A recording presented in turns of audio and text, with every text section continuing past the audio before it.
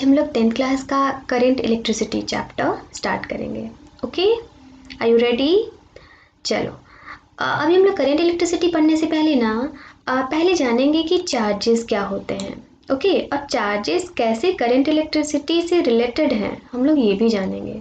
ठीक है, तो आपको शायद ये पता भी होगा चार्जेस कितने तरह के होते हैं। 2 तरह के, पहला पॉजिटिव चार्ज और दूसरा नेगेटिव चार्ज। कोई भी मटेरियल है वो एटम का बना होता है ना। चलिए 9th में पढ़ना था। अच्छा, उस एटम के भी 3 पार्टिकल्स होते हैं, पहला प्रोटॉन, दूसरा इलेक्ट्रॉन एंड तीसरा न्यूट्रॉन। ओके, तो the protons carries positive charge, electrons carries negative charge and neutrons do not carry any charge. Okay, इसलिए मैंने यहाँ पे न्यूट्रॉन को मेंशन भी नहीं किया है। समझ आ गया? नेक्स्ट, ये भी शायद आपको पता होगा, like charges repel each other. ये तो नेचुरल है, नेचर का नियम है कि जो लाइक होते हैं वो आपस में रिपेल ही करते हैं, अट्रैक्शन तो होता नहीं उनमें। हाँ, अट्रैक्शन कब होता है? जब वो अनलाइक होते हैं, यानी कि डिसिमिलर होते हैं।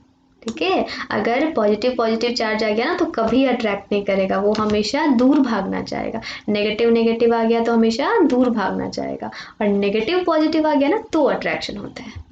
ओके, स्टेटमेंट भी क्लियर है? चलिए हम लोग आगे बढ़ते हैं।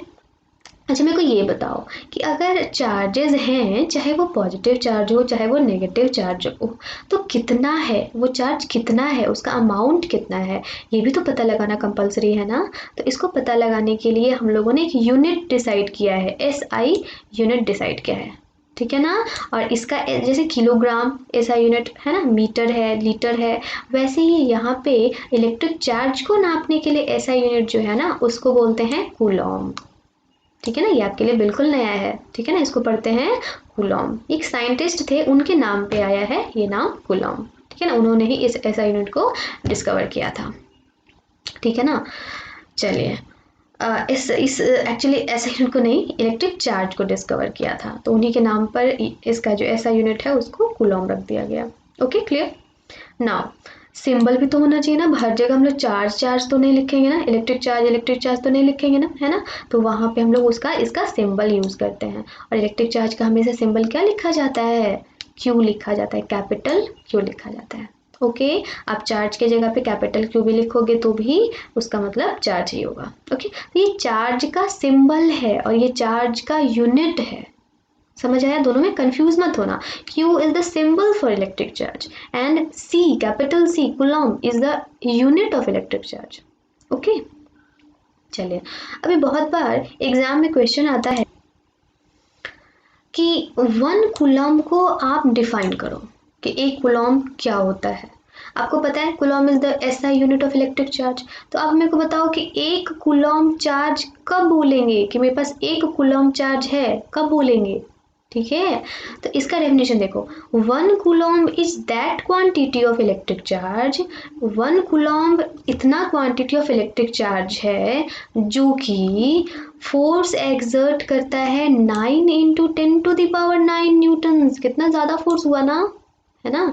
1 कूलॉम्ब 9 × 10⁻⁹ का मतलब हुआ 9 पे 9 zeros, है ना। तो 9 पे 9 zeros, इतना ज़्यादा न्यूटन का फोर्स सिर्फ 1 कूलॉम्ब चार्ज एक्सर्ट करता है। ठीक है, किस पे फोर्स, किस पे लगाएगा? तो ऑन एन इक्वल चार्ज, अपने इक्वल चार्ज पे लगाएगा, place at a distance of 1 meter. लेकिन वो इक्वल चार्ज जो है कितने मीटर डिस्टेंस पे प्लेस होना चाहिए? 1 मीटर डिस्टेंस पे प्लेस होना चाहिए। यानी कि यहाँ पे अगर 1 कूलॉम्ब का चार्ज है और यहाँ पे वैसा ही कोई दूसरा चार्ज है, तो ये दोनों एक दूसरे पे कितना फोर्स लगाएगा? अगर 1 मीटर का डिस्टेंस है तो कितना फोर्स लगाएगा? 9 × 10⁻⁹ न्यूटन फोर्स लगाएगा। ओके, कितना ज़्यादा फोर्स हुआ ना। ठीक है, अब आगे बात करो, प्रोटॉन पे भी तो चार्ज था ना। प्रोटॉन पे कितना पॉजिटिव चार्ज था? क्योंकि प्रोटॉन तो पॉजिटिवली चार्ज होता है, तो प्रोटॉन पे कितना पॉजिटिव चार्ज था? क्या 1 कूलॉम था क्या? देखो 1 कूलॉम था क्या? 1 कूलॉम नहीं था, बिल्कुल नहीं था, बहुत कम। देखो ना, 10⁻⁻⁹ -19 एक से कितना कम है, आप समझ रहे हो ना, एक से कितना कम है -19। यानी कि आप ये सोच सकते हो कि एक प्रोटॉन पे तो 1 कूलम चार्ज है ही नहीं, 1 कूलम से तो बहुत कम है। यानी कि एक प्रोटॉन कितना कम फोर्स एक्सर्ट करेगा ना किसी दूसरे प्रोटॉन पे, है कि नहीं है, क्योंकि 1 कूलम चार्ज होता तब ना 9 × 10⁹ न्यूटन फोर्स एक्सर्ट करता है ना। लेकिन ये तो बहुत कम ही फोर्स लगा पाएगा, एक प्रोटॉन से कुछ नहीं होने वाला, ये बहुत कम फोर्स लगा पाएगा, क्योंकि इसके पास चार्ज का अमाउंट ही देखो ना 10⁻⁻19 कूलम चार्ज है इस पे।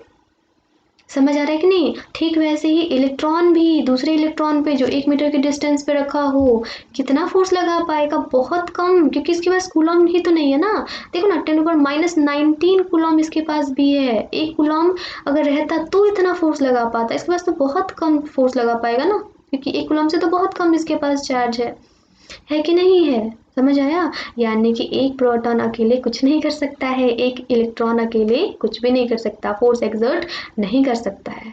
समझ आया। चलिए, तो अब proton possesses a positive charge of 1, इसको याद रखना बहुत इंपॉर्टेंट है, 1.6 × 10⁻⁻19 कूलम, ठीक है ना। इतना ही चार्ज इलेक्ट्रॉन भी पोजेस करता है, लेकिन ये नेगेटिवली चार्ज होता है, ठीक है ना। कितना 1.6 × 10⁻⁻19। तो यहाँ पे आपको नेगेटिव और पॉजिटिव मेंशन करना जरूरी है, क्योंकि चार्ज का वैल्यू सेम है ना, यहाँ पे नेगेटिव और पॉजिटिव से मेंशन करना पड़ेगा ना। तो यहाँ पे प्रोटॉन के केस में पॉजिटिव चार्ज एंड इलेक्ट्रॉन के केस में नेगेटिव चार्ज। ओके, चलिए, मैंने यहाँ पे ना एक एनसीईआरटी का क्वेश्चन दे रखा है ना। एनसीईआरटी में पूछा गया है कि calculate the number of electrons constituting 1 coulomb charge. हम लोगों ने अभी देखा ना कि एक प्रोटॉन के पास तो 1 कूलम से बहुत कम चार्ज था, है ना, -19 10⁻⁻19 कूलम चार्ज था, जो कि 1 कूलम से बहुत कम है। तो फिर तो बात आती है कि भाई ना, हमको 1 ही कूलम चाहिए, इतना कम चार्ज से क्या होगा, मेरे को तो 1 कूलम चार्ज चाहिए। तो अब बताइए आपको कितना इलेक्ट्रॉन हम दे दे कि 1 कूलम चार्ज हो जाए, ये कितना प्रोटॉन दे दे कि 1 कूलम चार्ज आ जाए, है ना। तो हम लोगों को वही अभी काउंट करना है कि मेरे को कितना इलेक्ट्रॉन दे दिया जाए, ये कितना प्रोटॉन दे दिया जाए, ताकि मैं कह सकूं कि मेरे पास 1 कूलम चार्ज है, ठीक है ना। तो हम लोग वही कैलकुलेट करने वाले हैं। देखो कैसे कैलकुलेट करेंगे। एज वी नो, जैसे कि हम लोग जानते हैं 1 इलेक्ट्रॉन पे कितना चार्ज होता है, मैंने यहाँ पे इलेक्ट्रॉन का एग्जांपल लिया, प्रोटॉन पे भी ले सकते हो क्योंकि चार्ज तो उतना ही होता है ना, है ना। तो 1 इलेक्ट्रॉन पे कितना चार्ज होता है, यहाँ पे देखो इलेक्ट्रॉन बोला है इसलिए मैंने इलेक्ट्रॉन लिया है, ठीक है ना। अब प्रोटॉन का भी आंसर इतना ही आएगा। तो 1 इलेक्ट्रॉन चार्ज पे कितना 1 इलेक्ट्रॉन पे कितना चार्ज होता है, तो 1.6 × 10⁻⁻19 कूलम, बहुत कम, ठीक है। इसको उल्टा करो, इस स्टेटमेंट को उल्टा करके पढ़ो, है ना। इफ चार्ज इज 1.6 × 10⁻⁻19, यानी कि मैंने इस चीज को इधर रख दिया, है ना, कि if charge is 1.6 × 10⁻⁻19 coulomb, then number of electron is 1, है ना। इस स्टेटमेंट को मैंने पलट दिया, आप ध्यान दो, इसको यहाँ रखा है और इसको यहाँ रखा है, यानी कि चार्ज को इस साइड और नंबर ऑफ इलेक्ट्रॉन को इस साइड, है ना। क्योंकि हम लोगों को जो कैलकुलेट करना होता है मैथमेटिक्स में, आपको बताऊंगी कि जो कैलकुलेट करना होता है उसको हम लोग हमेशा राइट हैंड साइड रखते हैं, और जो गिवन होता है, जो कैलकुलेट नहीं किया जाता है, गिवन होता है, उसको हम लोग हमेशा लेफ्ट हैंड साइड रखते हैं। तो हम लोग को चूंकि नंबर ऑफ इलेक्ट्रॉन अभी कैलकुलेट करना है, तो हम लोग नंबर ऑफ इलेक्ट्रॉन को राइट साइड रखेंगे, और चार्ज तो गिवन है ना, तो इसको हम लोग लेफ्ट साइड रखेंगे। ओके, चलिए, तो अगर अभी 1.6 × 10⁻⁻19 कूलम चार्ज को कैरी 1 इलेक्ट्रॉन अगर करता है, तो 1 कूलम चार्ज चाहिए ना हमको, तो 1 कूलम चार्ज को कितना इलेक्ट्रॉन कैरी करेगा, इसके लिए हम लोग क्या करेंगे,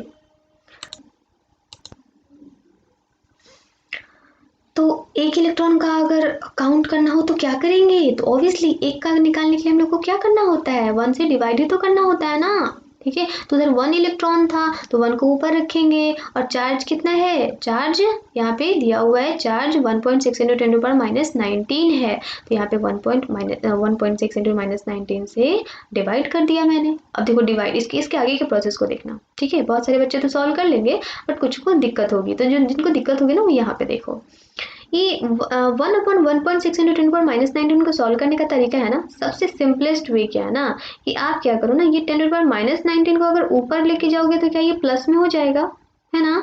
तो यहाँ पे 1 का तो कोई वैल्यू नहीं है, तो मैंने 1 हटा दिया है, और ये ऊपर गया तो 10 ×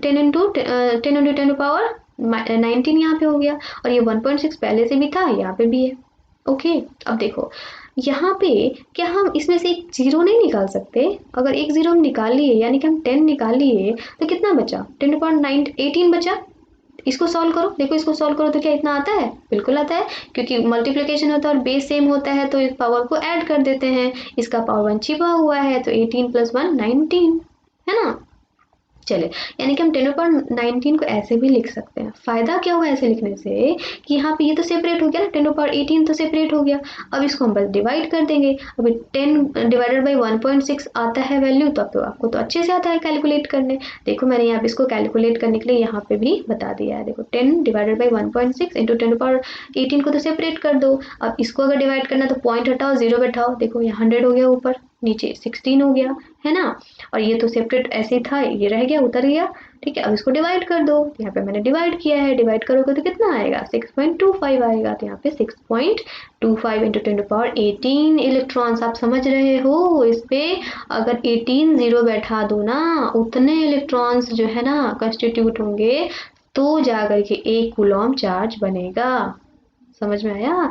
यानी कि आपको इतने इलेक्ट्रॉन्स चाहिए होंगे, बहुत ज़्यादा अमाउंट है, इतने इलेक्ट्रॉन्स चाहिए होंगे तब जाकर के 1 कूलॉम चार्ज आएगा, तब जाकर के 9 इंटू 10⁹ जो न्यूटन है वो फोर्स लगा पाएगा। समझ आया? इस वजह से हम कह सकते हैं कि इसको अप्रॉक्स मैंने लिया है कि 6 into 10⁻18 electrons constitute 1 Coulomb of charge. Clear है? अच्छा देखो, मैंने यहाँ पे ना लिख भी दिया है कि Coulomb is a very big unit of electric charge. Coulomb जो है ना बहुत बड़ा यूनिट ऑफ इलेक्ट्रिक चार्ज है ना? बिल्कुल है। इतने सारे 6 इंटू 10⁻18 इलेक्ट्रॉन्स अगर कंबाइन होंगे, अपने अपने चार्ज को कंबाइन करेंगे, तब जाकर के 1 कूलॉम चार्ज बनेगा, है ना? यानी कूलॉम तो बहुत बड़ा यूनिट हुआ ना, चार्ज का बहुत बड़ा यूनिट है। समझ में? जैसे किलोग्राम बहुत बड़ा यूनिट है ना, वैसे ही यहाँ पे कूलॉम भी चार्ज के लिए बहुत बड़ा यूनिट है। ओके, चलिए अब आज का last topic, last point actually. हम ऐसा कह सकते हैं कि 1 coulomb electric charge is equals to कितने इलेक्ट्रॉन्स? तो 6.25 इंटू 10⁻18 इलेक्ट्रॉन्स। कह सकते हैं ना कि 1 कूलॉम इलेक्ट्रिक चार्ज अगर आपको चाहिए तो आप 6.25 इंटू 10⁻18 इलेक्ट्रॉन्स पे जितने भी चार्ज है उसको लेके आइए, उसको मेजर करेंगे तो कितना होगा? 1 कूलॉम चार्ज होगा। तभी तो 9 इंटू 10⁻9 फोर्स न्यूटन फोर्स लगा पाएगा। ठीक है, बस आज के लिए इतना ही। आप जो है इसको 2 बार 3 बार इस वीडियो को देखो रिपीट करके।